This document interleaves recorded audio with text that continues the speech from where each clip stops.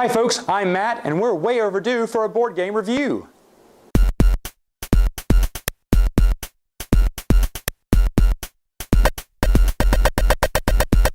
Alright folks, welcome back to part 3 of my review of Firefly the game. Here I'm going to go through all the little item cards here. Usually that's something you ask me to do for zombies. I'm going to do the same for this. Let's go through, which deck is this? Space Bazaar. And we'll go through the Space Bazaar deck first. First off, here's a crew member, Tracy. It says whenever a crew is killed, Tracy must be the first killed, regardless of who it targets. Tracy would be the one who would always die first. Kind of a cruel card. As you can see, he is labeled a grifter. He comes with a negotiation and 1 fight skill. He's only $100 to hire. Plus, look at that. What does that mean? That means he is wanted. So if you do get stopped by the Federation, you will have to roll for Tracy. Next one's a gun hand. When killed, instead of discarding him from the game, usually when he's killed, you discard him from the game, he can't be used. But with expendable people like gun hands, you just put them back into the deck. So he would just go back into the deck and he can be hired again for anyone. So he's just very expendable. He's 1 fight point there. This is Jane's Cunning Hat. Look at that. It doesn't cost you a dime to get it. And when you do, it says when misbehaving, you can re-roll any 1. It doesn't count toward gear limits. Usually, each one of your crew members can only hold 1 piece of gear. But this one, if they have the hat, they're okay. It doesn't count toward their gear. And it's a reroll for misbehaving, a 1. That's really good. Comes in handy. Next one's Wash. Of course, with Wash, you get a +1 to your fuel burn range. Remember I told you, if you had a 5, you would move 5 spaces. Well, if you have Wash, you add 1 more space to that. He costs $200. To hire, and of course $200 per job. You can see he's a pilot, he's moral, and you see his skill set there. Next up is Helen. You can use an action on your turn to remove a disgruntled crew other than Helen. So you can't undisgruntle herself, but she can undisgruntle a crew member. And you can use that instead of an action. So if you just have 1 or 2 crew members who are upset, use Helen to undisgruntle them. How does she do that, I wonder? Anyway, alright, so the next one is a knife. You can discard it to add a +1 to any of your fight skill rolls. These are very expendable ones. They're very cheap, and they do come in handy. Same thing here. You can discard this to count it as explosives, or you can discard it to add a +1 to a fight skill roll. Again, very handy, $400, good deal. Here's another gun hand. He's a merc. Same rules apply to those gun hands. They're expendable. Here's another gun hand. You can get a lot of gun hands at the Space Bazaar and pilots. Here's another pilot, Jessie. She gets 1+ contraband on every salvage op. So every time you stop on a salvage op, you will be able to get a contraband from her. There's a firearm. This is a permanent weapon here. Counts as a 1+. It can be attached. So let's say it's Jessie here. You slip this under her and she has a firearm. That's the only item she can carry though. If you want to give her a different item, you got to take it away. You can switch out items per job you're working on, but after that they got to keep that item or discard it and put in a different one. But that's a firearm there. Next one's an enforcer. He is also has negotiation skills when he's carrying a firearm. That's kind of funny when you think about it. So you definitely want to probably give him that firearm because he's a +1 in negotiations well. Each one of these characters come with something, some kind of added bonus to them. Here's a transport. It says after completing a crime job, load an extra cargoes. That's not a bad deal. And it's a transport. It costs a lot, but it's a permanent transport. Here's a hacking rig, another permanent weapon, or item I should say, which is why it's so much, but it's a +1 in skill, and of course anything that requires a hacking rig, you will have it. I always buy these big ticket items. That's just me though. Not everyone. Some people buy the temporary items which work well enough to get the job done. Here is a scrapper. He's a +2. You get +2 fuel from any salvage op. So regardless of whether it says you're getting fuel or not, if you do a salvage op and you have the scrapper, then he will get you 2 extra fuel as well. Here's some fancy duds, a shiny necktie. Sometimes certain jobs require some fancy duds to get the job done. Other one, this is hastily forged documents. It counts as a fake ID once and then you discard it, or you can do it to plus a negotiations roll. Again, if you have a character, you would just fit this underneath them and they would carry that one item with them. Remember, one item per person. This is another one. This is a neat one. It's a crybaby. If you're in a sector with another Alliance cruiser, you can discard this and ignore the Alliance cruiser's effects. These are awesome. You should always carry one with you, I think. Because if you're carrying a ton of contraband, you probably won't be able to put it all in your stash. And if you get busted by the Federation, throw this crybaby out, discard it, and you can disregard that confrontation with the Alliance. I love the crybaby. Alright, next up you have the Enforcer. Same thing, he's a +1 in negotiation when carrying a firearm. There's another Scrapper, +2 from salvage options. You see, some of the pictures may be different, but the results are just the same. Same thing for another gun hand, expendable gun hand. There's another Scrapper, they all do the same things there. There's an actual fake ID, it's a permanent fake ID, which is why it costs so much. There's something you can discard as a hacking rig. It's an improvised hacking rig. Or you can discard it to add 1+ to any mechanic roll. And another crybaby. Alright, so that's it for the Space Bazaar. Let's go into Persephone. Let's see what else is here. Persephone's going to have, there's an Enforcer. There's some more fancy duds. Also it says when buying from suppliers, you may buy up to 3 cards if you have this fancy dud. So remember I said you can only buy up to 2. If you have these fancy duds, you can buy 3, all 3 cards. This is really nice. The Missus always gets this card if she has it. It's a really good one to have. This is another hacking rig. Here's Bree. He has black market ties. He can sell parts to any solid contact for $300. So if you have parts that you're just not using and you just need to sell them, you can sell them to those contacts. Also, you can see he has a warrant against him. You know, you can see the skill set. Here's Book. He is free. That's awesome. He comes with a fake ID. That is awesome. He is a soldier. He's moral. And by the way, if you're working an immoral job, Shepherd Book has to stay on the ship, meaning he cannot work an immoral job. So you cannot count any items in his possession. You can't count his fake ID. You can't count on him to help out at all if it's an immoral job. He will not work it. So he will not count as a crew member on that particular job. There's another improvised hacking rig, another transport. Some of these cards are the same. A Scrapper. This actually, Scrapper says you get a 1+ part. So you get an extra part on salvage ops. It's a little bit different. Here's River. Now River's an interesting beast here because of course she is free, but whether she'll help you on a job, you don't know. Because while you're working the job, you roll the die. If you rolled a 1 or 2, she didn't help you at all. No help at all from River. If she rolled a 3 for the job, she's a +2 in fight, or a 4, she's a +2 in mechanic, 5 +2 in negotiation. Any of those would be fine, but let's say I need a job that requires a lot of fight skills, no negotiation skills, but I rolled a 5. Well, she's still worthless to me because all she is negotiation skills, which I don't need for that job. So a lot of times River may not help you out unless you roll a 6, and she's a +3 to any chosen skill. So that's really awesome. So it's really... I love how they did River here because she is luck of the draw. Sometimes she'll really be a benefit to you. Other times, she will not help you at all. Alright, another crybaby there. Of course, there's plenty of these extra cards in the deck. So if someone didn't get a fancy dud or whatever, they can. Look at this one, this fancy dud. When dealing with contacts, you can consider up to 4 jobs. So usually that's something you have to do when you're solid with patience, but not with if you have the very fine hat. There's another Enforcer. Here's Billy. He gets a +1 in salvage ops. See a lot of these. There's another gun hand. Same, just different pictures of them.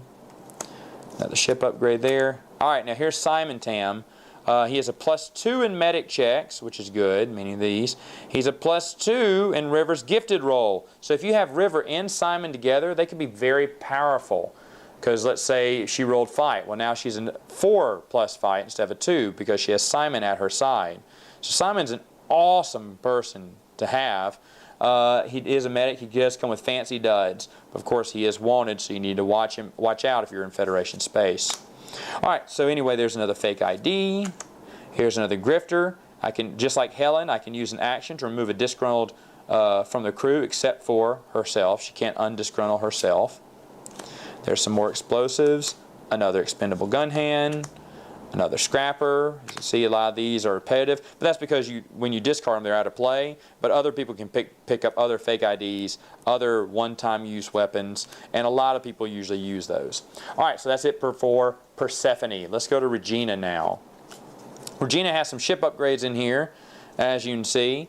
This is the onboard chop shop. I actually like this ship upgrade. After any salvage op, take $500 and load a contraband. You can really rack up on the money in contraband by having this on your ship. There's a gun hand.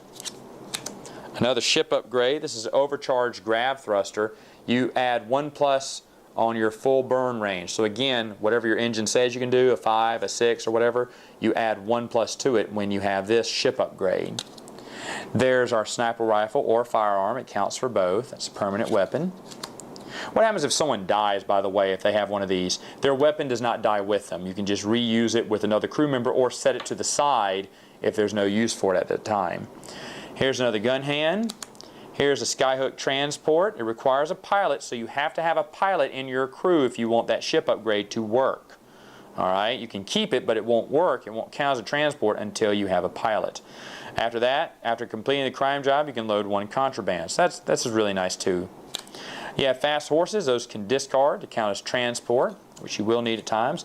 Here's Kaylee. You can re-roll any tech test. So that's really neat. All the main characters in Firefly come with really awesome skills. There's another crybaby, another transport. Like I said, plenty for everyone to get one. There's not one per crew there. Here's Crow's Knife. You can add a +2. Ooh, that's nice. +2 fight to a fight skill roll. And then, of course, discard it after rolling it. Here's the ship upgrade stash. If you're running out of ship upgrades, stash places, you want to create some more places to hide your stuff. Put this in there. My little nephew buys this all the time. He has 2 additional stash areas, and up to 2 crew on board ship may ignore unwanted alliance crew rolls. For instance, if I have River and Simon Tam, I can hide them in this ship upgrade and not have to roll for checks to see if the Federation captures them or not. So concealed smuggling compartments are very nice to have. There's another firearm, another fast horses transport. As you see, any of these cards you can discard. You can always grab more from the deck later on. There's another ship. Now, can you have 2 of the same ship upgrade? Yes, you can. You can have 2 more extra spaces if you really want the room for it. But yeah, you can have 2 of the same if you want it. Here's a morale booster there. It says you can use action to undisgruntle a crew other than Lucy. So there's another grifter there. There's another hacking rig. Here's 2 Fry Deadeye. When he's carrying a sniper rifle on jobs, he can draw 1 fewer misbehave cards down to a minimum of 1. So if you're on a job with him and he has a sniper rifle, well, you have to do, if it says 3 misbehave cards, you only have to do 2 because you have 2 Fry on your team. This is very cool. I haven't seen him use that way because whenever I have 2 Fry, I never can get a sniper rifle. But if you can get both of them together, you can luck out and get a really good character. Here's Crow. When he's carrying a knife, he may not. He's a +1. He cannot carry a firearm, so you cannot attach a firearm to Crow. You can only attach a knife to him because he only deals in knives. So any firearms? No, he can't have. Can he have explosives? Sure. As long as they don't say firearm in it, he can carry it. Next you have Bridget. There's actually 3 different ones of her card because you know she went by 3 different characters in the show. Once her character dies, by the way, you discard that one. Do you discard the other 2? No, you keep them in the game. Once someone draws or hires Bridget or one of her alter egos, you must take the other cards of Bridget and move them to the discard pile because no one can be that person if someone else is. You can't have 2 people have the same character, even though she goes by different names. Now, if one of those characters die, then the other 2 alter egos are up for grabs. The first one to grab that one, the other one becomes dormant until that character dies. If you kill her off again, then she can come back in a 3rd life as her alter ego. But just to let you know about Bridget that way. And like it says here, Yolanda or Saffron, those are other AK names. If they are hired by anyone, you have to remove Bridget from play. Okay, but if Yolanda or Saffron die, you can put Bridget back in play and someone can pick her up and hire her. She counts as a grifter and a companion. Like I said, there aren't that many companions in the deck. She's one of them, Nandy's one of them, and of course, that girl right there is one of them as well. Alright, and so anyway, next you have Lund. You can use gear and kosherized roll test. What does a kosherized rule mean? Kosherized means you cannot use any bonus points for guns, explosives, whatever. You have to use what's on their card. So any additional stuff they have to help them strengthen them, you can't use when it says it's a kosherized fighting rule here. They can only use fisticuffs or what they have on their actual card to add bonuses to their rolls. There's Bester. He's on mechanic test. You can on the bonus die do not a thrill and heroics bonus dice do not apply, meaning it's a hindrance to you. If you roll that 6, I told you could roll again. Not when you have Bester, you can't. So yeah, he's a mechanic. You still want to use him because mechanics are always good to find. But of course, he's not a very good mechanic, so he's going to hurt you in some way. There's another firearm, and there are the Grange brothers. There, they can carry 2 gear. Must pass 2 Alliance wanted crew rolls to dodge capture. You see there's 2 dodge captures there. And that's it for Regina. Alright, so next up is Osiris. And as you see here, we have another fake ID, a permanent one. This one's a full tune-up and retrofit. You ignore all breakdowns. A very good ship upgrade there. This one's a fully equipped med bay. You can re-roll any medic checks. Always nice. This one's extended crew quarters. You can actually add 3 extra members to your crew. Now this one's pretty good, but remember you have to split that cost with those extra crew members maybe. But it's interesting. I've used it before. Here's another Alliance ID cred, but this one also counts as a solid with Harken, regardless, you know, of what you got, and you ignore all wanted crew rolls. So that's why it's a little bit more, but it is a nice one to have. Plus you see it's 2 negotiation points, which is kind of rare for a permanent weapon. Alright, next up is Simon's surgical kit. As you see, it's a +1 to medic checks here. And you don't have to have Simon to use this. This is just one of the things you can have here. Here's a shiny new state-of-the-art compression coil. You can mosey up to 2 sectors instead of 1. So you can actually mosey a lot faster. Remember, when you mosey, you don't have to pick up nav cards. There's another fully equipped med bay. Of course, there's going to be extras of these. There's that Drive Core 6. It gives you a 1+ for the full burn if you want to move a little bit faster. This one you move slower. Why would you want to do this one? Well, this one you do not need fuel to initiate a burn. So yeah, you go slower, but then you don't have to buy fuel. So it's a little bit of a trade-off. Is it worth it? I think so at times. I've used it. This one's the nicest core. There's only 1 in the deck. It is you ignore all breakdowns, you can mosey up to 2 sectors, and you get a +6. So this one's the best, that's why it's the most expensive. 2,400, that's a lot.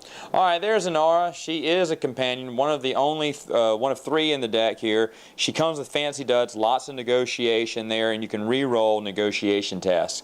Of course, needless to say, all the main characters in the show are always good cards to have. There's another cargo hold. As you see, there's plenty of that. Here's some medics. So when a crew is killed, a roll of 1 through 4, they're still dead. But if you roll a 5 or 6, you can return that crew to the ship. So if you get attacked by reavers, it wouldn't be a bad idea to have a medic on call. Here's another medic, same thing here. There's Yolanda, the 3rd personality there. Same thing like Saffron and Bridget, okay, who she is, grifter and companion. Same rules apply there. There's another Drive Core 4. Another medic, I like this one because he is not moral. Like if you notice the other ones have moral on them. He is the only immoral medic you can get. But he is wanted, so he comes with a little bit of a drawback there. Here's another medic, and correct me if I'm wrong, but that looks like Josh Whedon. Could be wrong, but it looks like him. Another hacking rig there. Oh, here's a transport. It's a 2+ in negotiation, so that's nice too. I usually get that sometimes. Here's another medic. Plenty of medics for everyone to go around. Plenty of cargo holds. drive cores, and ship upgrades. As you see, doubles of all those. Alright, so that was Osiris. Let's look at the last one. This is Silverhold. In Silverhold, our first card here is Zoe. She can reroll any of the fight skill tests. She is wanted though, so but she's really nice to have. Here's some explosives. This is a permanent weapon for explosives. Here's Jane. He can carry up to 3 gear. Remember what I said, each crew member can carry only 1 gear unless otherwise specified on that card. But Jane, no, he can carry 3 weapons. So he's really awesome. I love getting Jane if he pops up. Here's some hill folk. It says it's a +1 when you have 3 hill folk on your crew. You can gather up hill folk. Some of them are very cheap. Some of them are free. But when you get 3 of them on your crew, they count as an extra weapon, a fight point, which is really neat. So if you want to collect hill folk, it's actually a really good strategy. Here's a temporary explosive thing, same thing we've seen before. This one, of course, the Burgess's laser, as you saw in one of the episodes.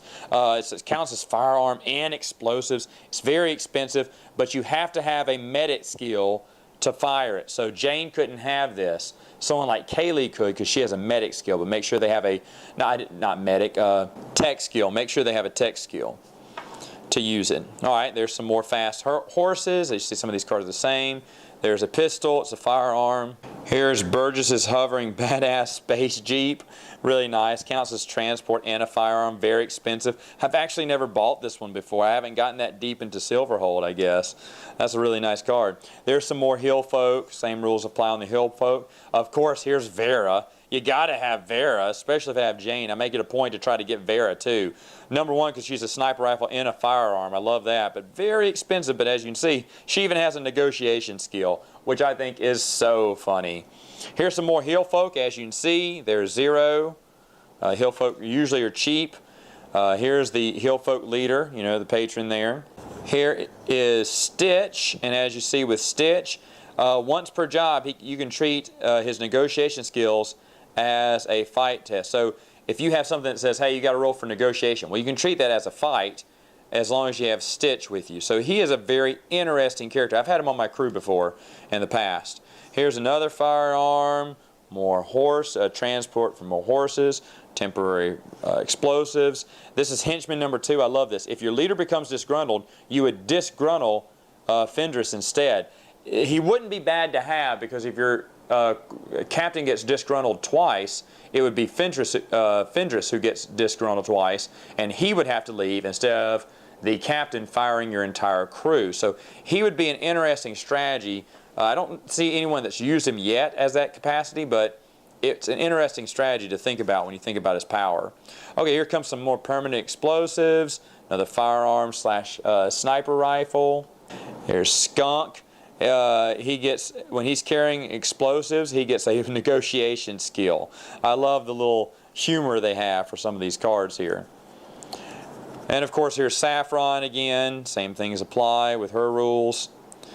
We have another sniper rifle slash firearm, more hill folk who are free, and then finally a temporary knife. Alright, so that's a quick run through of all the cards that are available in the base set of Firefly the game. Now, just to give you a little refresher here, at Osiris you can pick up medics and ship upgrades. In Regina you can pick up mechanics and ship upgrades. You get a little bit of everything at Persephone, and same thing at Space Bazaar, even though Space Bazaar does carry pilots as well. So if you're looking for a pilot in particular, go to the Space Bazaar. And then finally for Silverhold, that's where you're going to get all your weapons, explosives, and mercenaries to do your bidding, right? There's also some mercenaries in the other decks as well. But you just have to go to which planet you like best. Now, one thing I always like to do is when playing the game, at the end of it, I'll flip over all my cards and see which planet I visit the most. I sometimes visit Silverhold a lot, of course Osiris a lot because I love ship upgrades and I love weapons, but at times I have been known to shop at Regina quite a little bit too. Anyway, you pick your own strategy about what you want in this game. That's what makes it so beautiful. Someone like me, I want a big crew, I want big ships, I want all that type of stuff. I like permanent items. Of course, how wise is that? Because you may not use these items more than once. Some people love temp items because they're cheap, can save them money, and still get the job done. But then, of course, you lose it and you have to go back and get another one. And then finally, some people just don't even go buy other crew members, or like my little nephew, he didn't use any crew member. He didn't want to pay anyone. So he's usually working for Anandul or Harkin, and even though he's doing a lot of jobs, he is making a little bit of money. He hasn't won yet, but I'm sure he'll figure it out.